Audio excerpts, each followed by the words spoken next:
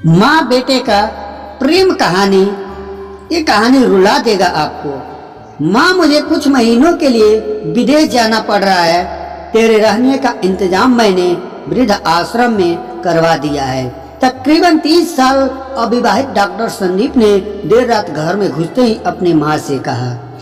तब माँ बोली, बेटा तेरा विदेश जाना जरूरी है क्या? माँ की आवाज में चिंता और घबराहट साफ झलक रही थी। तब डॉक्टर संदीप बोला, माँ मुझे इंग्लैंड जाकर कुछ रिसर्च करनी है। वैसे भी तो कुछ ही महीनों की बात है, फिर मैं आपको वापस घर ले आऊंगा।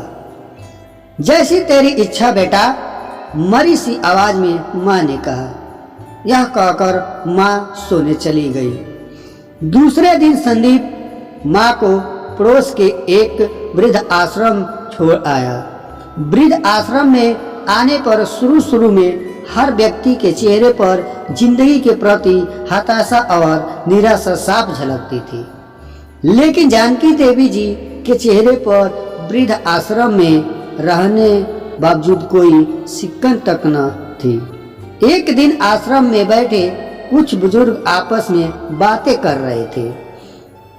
उनमें से 3-4 महिलाएं भी थी। उनमें से एक महिला बोली, डॉक्टर का कोई सगा संबंधी नहीं था क्या जो अपनी माँ को यहाँ छोड़ गया? तब वहां बैठी एक महिला बोली, जानकी देवी जी के पति की मौत जवानी में ही हो गई थी। तब संदीप करीब 5 साल का था।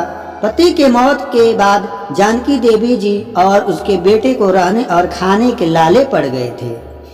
तब किसी भी रिश्तेदार ने उनकी मदद नहीं की थी। जानकी देवी जी ने दूसरे के घर में झाड़ू पोछा करके अपने बेटे संदीप को पढ़ाया लिखाया। संदीप भी पढ़ने लिखने में बहुत होशियार था, तभी तो वह डॉक्टर बन गया। वृद्ध आश्रम में करीब 7 महीने गुजर जाने के बाद एक दिन जानकी देवी वृद्ध आश्रम के संचालक मुकेश शर्मा की ऑफिस के नंबर से अपने बेटे को फोन किया और कहा, संदीप तुम इंडिया आ गए हो या फिर अभी भी इंग्लैंड में ही हो? संदीप का जवाब था, माँ मैं अभी इंग्लैंड में ही हूँ।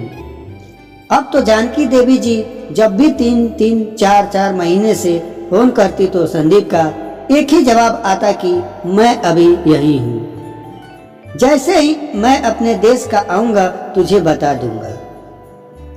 इस तरह समय गुजरता गया और 2 साल गुजर गए।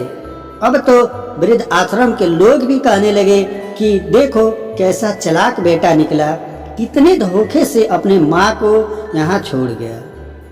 तभी आश्रम का एक अन्य बुजुर्ग बोला, मुझे तो नहीं लगता कि डॉक्टर कोई विदेश गया होगा। वह तो बुढ़िया से छुटकारा पाना चाह रहा था। तभी किसी और एक बुजुर्ग ने कहा, मगर वह तो शादीशुदा भी नहीं था।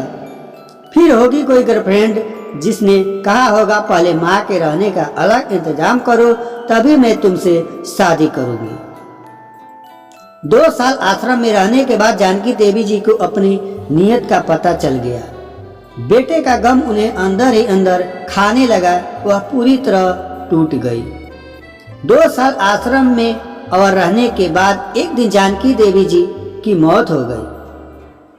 उनकी मौत पर आश्रम के लोगों ने आश्रम के संचालक शर्मा जी से कहा, इसकी मौत की खबर इसके बेटे को तो दे दो, हमें तो नहीं लगता कि वह विदेश गया होगा।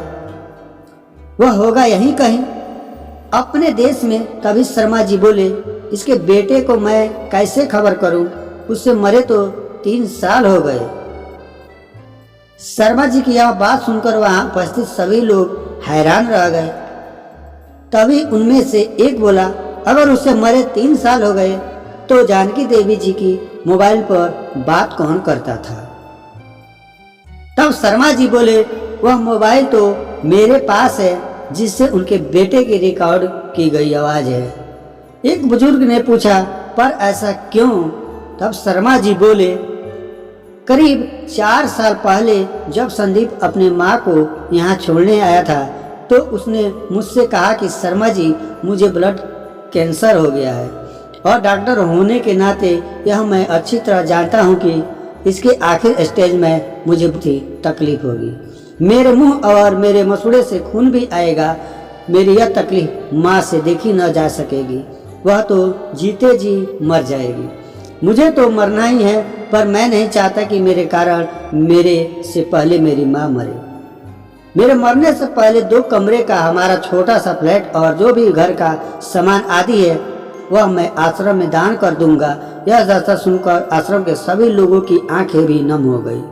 जानकी देवी जी का अंतिम संस्कार आश्रम में ही कर दिया गया। उनके अंतिम संस्कार में शर्मा जी के आश्रम में रहने वाले बुजुर्ग के परिवार को भी बुलाया गया। माँ बेटे के इस अनमोल प्यार और अटूट दस्ता का कुछ लोगों पर इतना असर हुआ कि कुछ बेटे अपने बुढ़े माँ बाप को वापस घर ले गए। उम्मीद करते हैं आपको यह कहानी जरूर पसंद आई होगी। अगर कहानी पसंद आई हो तो इसे अपने दोस्तों के साथ भी शेयर जरूर करिएगा।